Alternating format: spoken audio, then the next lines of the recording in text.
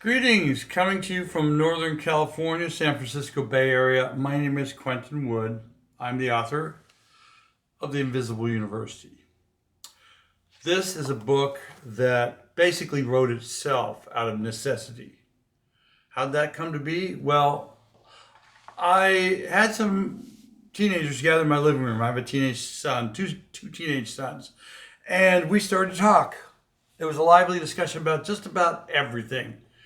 And as the evening progressed, more and more I told stories of things I knew, things I've done, things I understood from my life lessons. And the room got quiet. The teenagers paid attention, which is really rare for teenagers, put their phones down and said, I wish we had learned this in high school. I wish they taught this in high school. I had two high school kids who were pretty much bored out of their minds. And it wasn't because they didn't want to learn. They were really interested in life, interested in learning. It was because, as my one son put it, the curriculum seems to be written for the dumbest person in the class. But it's not just that. In the words of Sir Ken Robinson, the well-renowned educator from England, it's designed to teach 19th century office and factory workers how to do their routine jobs. Well, guess what? It's the 21st century.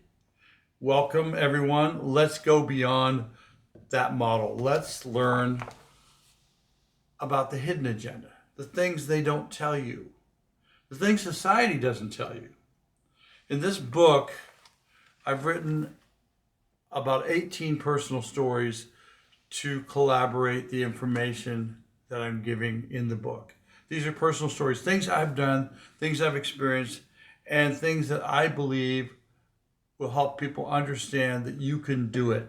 You can do a good life. You can have a good life. You can create what you want in life. You can be successful, but you can't follow the rules that you learned in high school. You have to carve your own niche in life.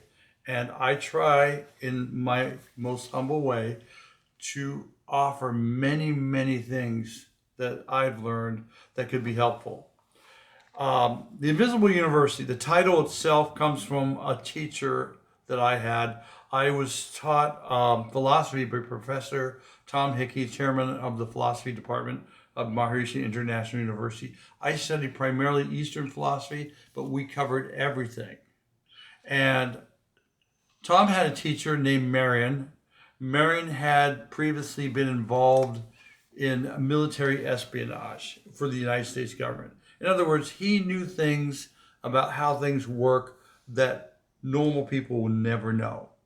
With this knowledge, Marion, when he retired, started teaching young people not counterintelligence for spycraft, but what he called social kung fu.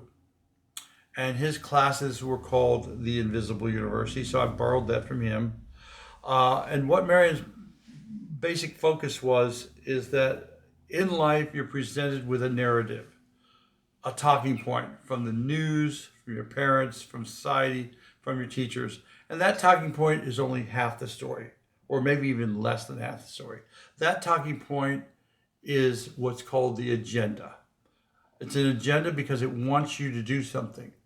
What does it want you to do? It wants you to be a good factory worker or office worker. It doesn't want you to be a creative thinker per se. And then there's the hidden agenda. There's what they're trying to manipulate you into doing. And this is not a conspiracy theory. This is a working premise on which I built my life and career. I've always tried to find the back door in life, the way to get behind the scenes. I've always watched the crowd going right, and I headed left. And that has paid off big time in my life. Most of the successes I've achieved is by being slightly different. In the words of Robert Ringer, he was a famous entrepreneurial, motivational speaker. Robert Ringer said, simply stated, people who are out of step with society generally are more successful. Why is that? Well, we explore that in this book. We explore a lot of personal stories, a lot of things that I discovered by going the wrong way, by heading in my own direction, by trying things differently. And in the end, I think that my success, even with all the mistakes I made and all the failures I had, was phenomenal. And I'm going to tell you how I did it. And I'm going to give you options for your own life. I don't try to tell people how to live their life. I try to give people a key to open a door to their own ideas, to their own thoughts, to their own understanding. So I'm going to create a series now where I highlight the 18 personal stories that I put in this book and tell you a little bit more detail about them because I just briefly touch on them to give examples. So this is the beginning of the Invisible University series.